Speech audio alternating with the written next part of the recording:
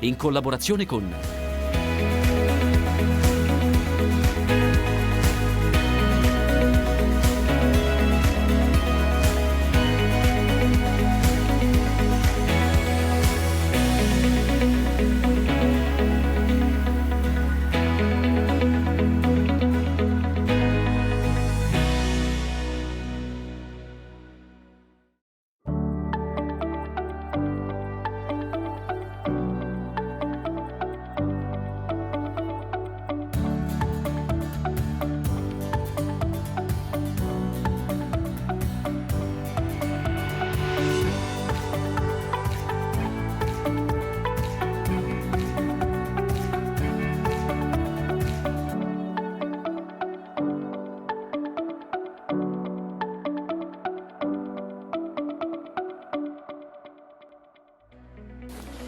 La mela campanina è un frutto antico che non è stato dimenticato, si coltiva in alcune aree, pochissime, della Bassa Modenese, è veramente una nicchia produttiva. Parleremo di questo, che questa mela ha un processo di lavorazione molto particolare, viene raccolta, poi viene distesa nell'aia perché deve prendere colore, si conserva per tantissimo tempo. Parleremo di questo, parleremo anche di appassionati di aratura con vecchi trattori.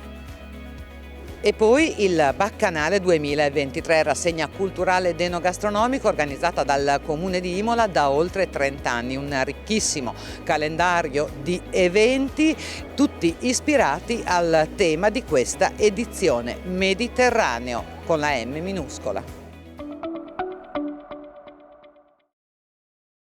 Siamo in piena raccolta della mela campanina, mi trovo a San Possidonio nella Bassa Modenese, un'area in cui si coltiva questa mela, una nicchia di questo prodotto dove in alcuni comuni, non solo del Modenese ma anche del Mantovano, si produce. Sono in compagnia di Silvia Parmegiani che con sorelle e mamma è titolare di questa azienda agricola che si è specializzata in questa produzione, la mela campanina, una mela che ha radici storiche, conosciuta fin dal 1700, è una nicchia, dicevamo prima, produttivo, ma che voi avete portato avanti in termini di coltivazione e avete anche creato un vostro mercato perché voi proponete questa mela.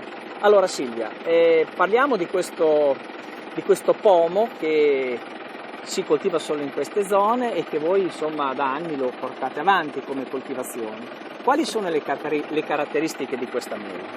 Allora, è una mela che viene detta campanina perché sull'albero troviamo due frutti per corrimbo e è ricca di antiossidanti e viene consumata prevalentemente cotta.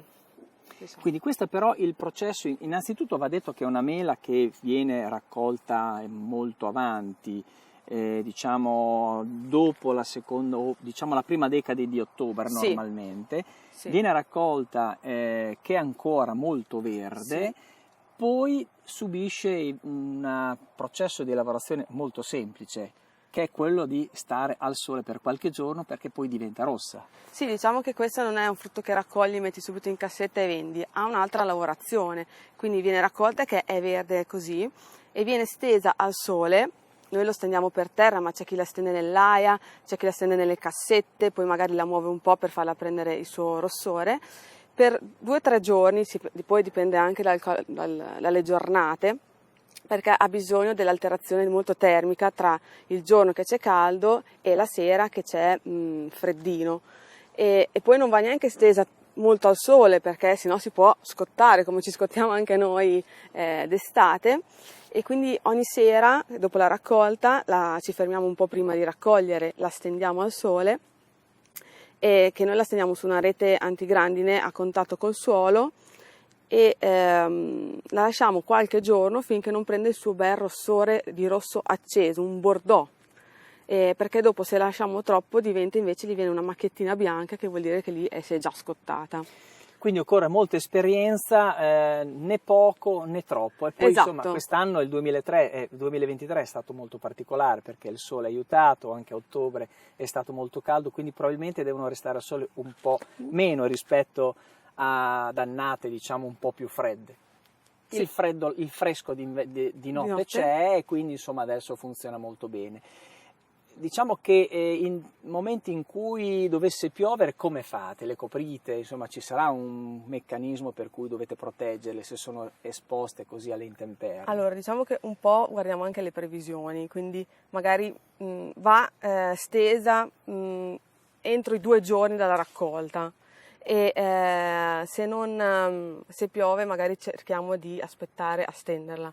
Del resto le lasciamo così, non le copriamo al momento, perché comunque non abbiamo ancora l'equipaggiamento, ecco, diciamo così. La vostra è un'azienda diciamo, che ha un indirizzo vario, per cui questa è una parte frutticola, avete anche seminativo, avete anche Sì. una parte zootecnica. Ha investito a Mela Campanina, quanti ettari avete? Abbiamo 2 ettari, abbiamo circa 1 ettaro che sono un pochino più vecchie e l'altro restante sono piante più giovani e coperte con la rete antigrandine e anticimice. Mediamente che cosa può produrre un ettaro di questa mela? Poi chiaramente c'è una differenza da un anno all'altro, c'è l'alternanza produttiva, ma nella media cosa si fa? Quanti quintali si fanno? Allora, noi con 2 ettari siamo arrivati anche a 800 quintali, poi come hai detto tu dipende anche dall'annata. L'anno scorso è stata un'annata super produttiva che li abbiamo anche superati e quest'anno è un po' più carotta, diciamo. Poi c'è stato di tutto quest'anno, c'è stata sì. la gelata primaverile, poi c'è stata Esatto. anche una grandinata che vi ha colpito, no? Sì, ci ha colpito anche la grandinata di luglio, infatti quelle che non sono sotto rete sono state un po' più danneggiate, le altre invece fortunatamente si sono salvate. Beh, insomma, voglio dire, è un'attività questa che comunque comporta molta lavorazione, quindi anche, diciamo, deve esserci anche un riscontro sul piano, diciamo, del prezzo a cui viene alienata questa mela, perché non è la mela che si stacca e viene direttamente alienata, commercializzata, qua ha dei tempi un po' più lunghi, quindi c'è una lavorazione maggiore. Sì, diciamo che il prezzo è un po' più alto delle altre varietà ed è anche un po' più, la mela è un po' più piccolina, magari una mela golden è più grossa e sono mele più competitive, ecco. Però questa qui c'è una bella lavorazione dietro, perché comunque la raccogli, viene stesa, viene lasciata lì e poi la devi tirare su e la devi mettere in cassetta, quindi c'è una doppia lavorazione. Un'altra caratteristica di questa mela è la sua conservazione, si conserva molto bene senza andare in cella frigorifera, se non ricordo male. Sì, si conserva benissimo tutto inverno, basta tenerla anche un po' magari nella taverna, insomma, un po' coperta, un po' al buio, e si conserva fino a marzo-aprile, che poi invece lì si risveglia, inizia un po' a maturare, quindi si ammorbidisce, inizia a fare un po' la sua macchietta marroncina che vuol dire che è molto matura, però rimane proprio così, cioè tu la metti lì sul tavolo e rimane così, quindi tutto inverno. Si può consumare tutto inverno, anche magari quasi in primavera, insomma, se uno ha un luogo fresco, no? Una volta veniva conservata nei granai, no? In alto, dico bene? Esatto, o nelle taverne. Le proprietà di questa mela, lo anticipavi tu, sono molto particolari perché è ricca di antiossidanti, quindi addirittura ho letto che 4 volte di più rispetto a una mela commerciale. È vero questo? Sì, è verissimo. È ricca di proprietà antiossidanti. Beh, insomma, fa bene, insomma, diciamo che... Una mela al giorno toglie il medico di torno, diciamo 2 in questo caso. Sì, sì, perché sono piccoline. Senti, questa attività è un'attività che, insomma, quindi vi porta anche ad avere un contatto diretto con le persone, perché comunque il consumatore o il vostro, diciamo, cliente medio viene qua da voi a prendere la mela, o voi avete anche una vostra...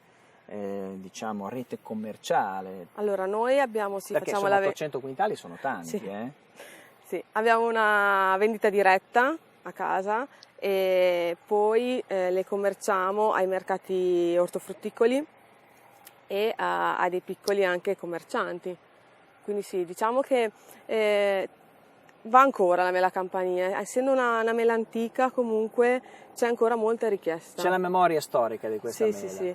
Viene molto apprezzata soprattutto cotta e la preferiscono ancora, c'è ancora chi la consuma. Silvia, allora adesso ti lasciamo ancora un po' raccogliere, poi ci fai vedere dove metti a maturare la tua mela, no? Che ha queste similitudini, dicevo, con la mela annurca, no? di radice partenopea, c'è un po' di somiglianza, no? Anche come lavorazione. No? Sì. Bene, allora, noi ci fermiamo qualche secondo per la pubblicità, andiamo a raccogliere e poi vediamo, diciamo, questa bella distesa colorata di mela campanina. Va bene.